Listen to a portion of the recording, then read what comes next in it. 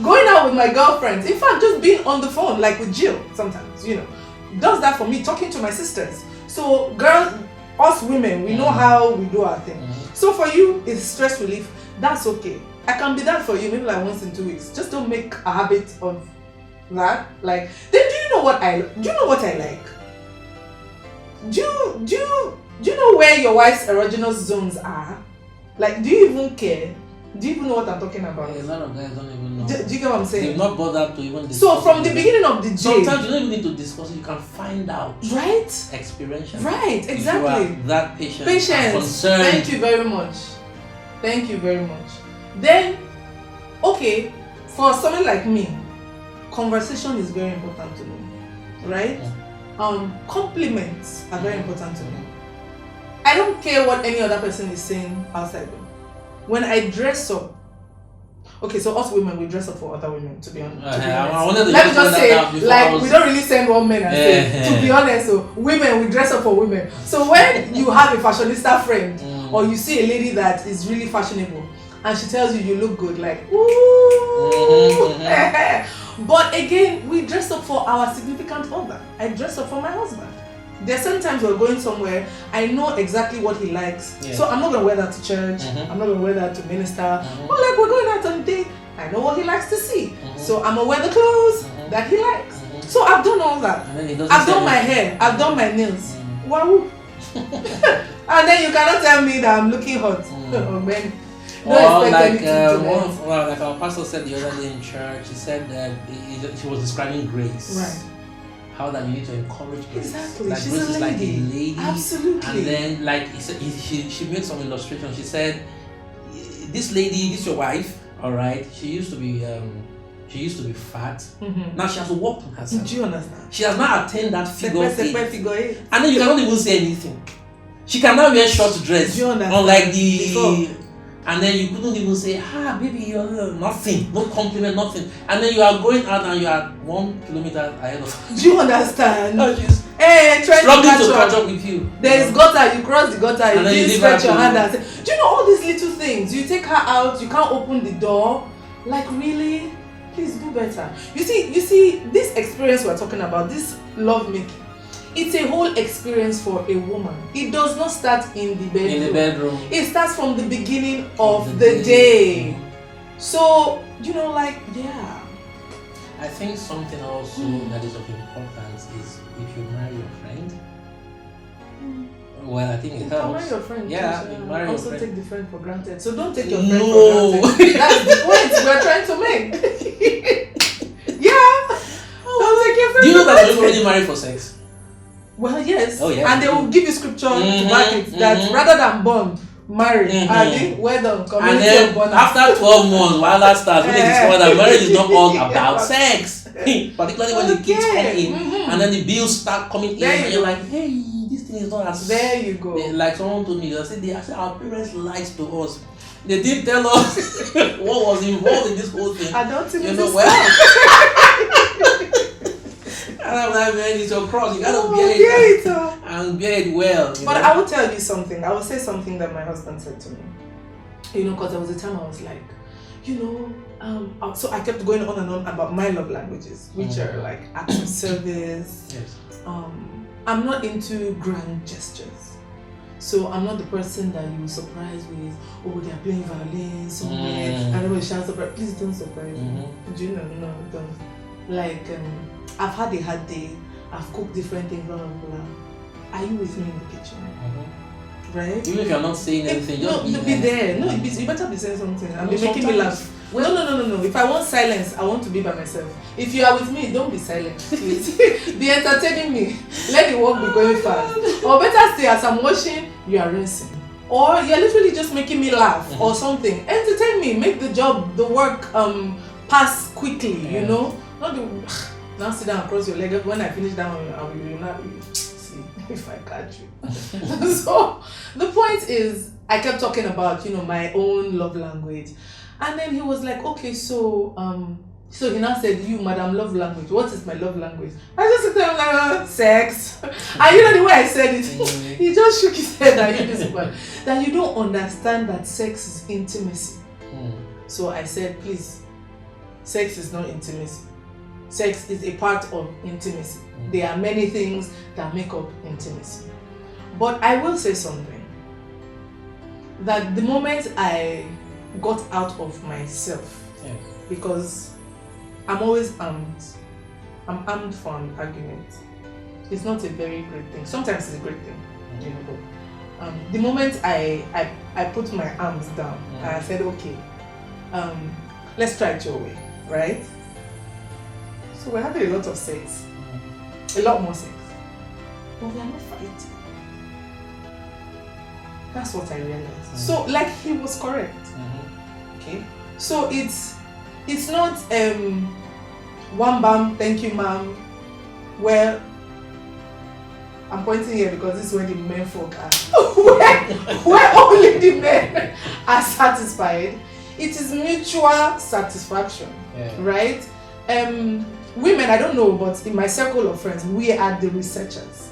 So we are the ones who research the schools, research how to talk to our children, research, you know, which exams are they writing in UK and writing in America that we can also write here. You know, we research everything, you know. So I had to go and also do part of the research with this whole sex matter, because for me it seemed like it's such a big deal with the men folk. And like for some of us, like it's like you really can't be bothered because, you know, like, I love you, like, don't you know I love you? But then, so I watched a podcast recently, and some guy was talking about how he was cheating in his first marriage because he didn't feel appreciated by his wife. And it was in terms of sex. And I'm like, really? So, like, you are doing well is not appreciation? He said no. And he was like, you know, like, she never initiated anything. So it made him feel like he was unattractive. So he kept looking for validation with other women outside. Wow. So yeah, while I understood that, I just felt, you are very indisciplined, uncle. So he said second marriage he was going to do things differently. So he left that marriage because of that. He left that marriage because of that. Because he was depressed. He actually got depressed and all that, and he felt like he was misbehaving and he didn't like it. So he married his wife number 2. And it was pretty much the same thing. So she was always expecting him. I mean, like, you are the man, you are the hunter. So hunt, you know? Again, I didn't blame her either, because we've also been conditioned that way, you know, to be the hunted, you know, the chased, the wooed, you know. So it's not our default setting to initiate these things, right? So he wasn't getting it, but the problem was he broached the topic. He talked to her about it, but, you know, she wasn't listening. So rather than cheat, he tried to stick it out for as long as he could. When he couldn't take it again, he left. The second one? Second one. It's a serious matter. See what I mean? And there are so many people who are married in name only. And if you check the matter, sex, then the second thing, money. But we're on the topic of sex. It is such a matter. The men who also feel like there are certain things they cannot ask their wives to do. So, like, they can have oral sex. No, this is not for wives. This is for side chick in the house side. Uncle, we are coming for you. Okay, now how do you handle a situation where we seem to like work more on the woman being on the receiving end in terms of attention and sensitivity, but we've had situations where I have had, you know, I talk to a lot of people because of the kind of work I do. You know, I see situations where this guy is languishing, let me put it that way, because he has an unavailable wife. Let me give you a practical scenario. This guy is in bed with his wife, she sleeps off while having sex with his wife. The woman just sleeps off. No, he must be doing something wrong. She sleeps off. Dude! And then the guy came and told me, he said, man, I'm tired. He's doing something wrong. He said, the woman will just sleep while we did the act. She's bored! I said, really? He said, yeah. I said, how often? He said he has lost count. He is bored because he's probably doing one position. Missionary every time. Maybe the wife is a missionary Christian. We are all missionary Christian. Switch it up a little bit. Okay, so there was something. Jill, I'm putting you out here. There was something we talked about one day, and I'm like, how do our husbands expect us to have sex to the sound of ba-da-bum-ba-da, news? Oh, please. News. Oh So, my God. No. See, this is as a matter of fact. So we are going to say it as a matter of fact, right? So because you see, guys, you guys are raring to go. Like you literally wake up raring to go. We are slow burners. Well, let me speak for myself. Slow burners. So there are little things that just turn you off. I don't want to hear the sound of my husband's best or Chargers, or what's this guy on CNN, or even worse, the sound of and he passes it to Messi and Messi. They are very okay with football in the background. I don't want that. Like I want music. Do you know what I'm saying? Some days I want candles, right? In fact, we can have both. Well, women are wired so differently. So that's what I'm saying. So why won't she slip off? You see, I'm sorry if, and I'm not trying to trivialize anybody's pain or whatever, but I'm saying if he puts in a little more effort, see, he will have her climbing walls. See, I'm not even joking. I'm sure. Okay, let me just be quiet. Send me a DM.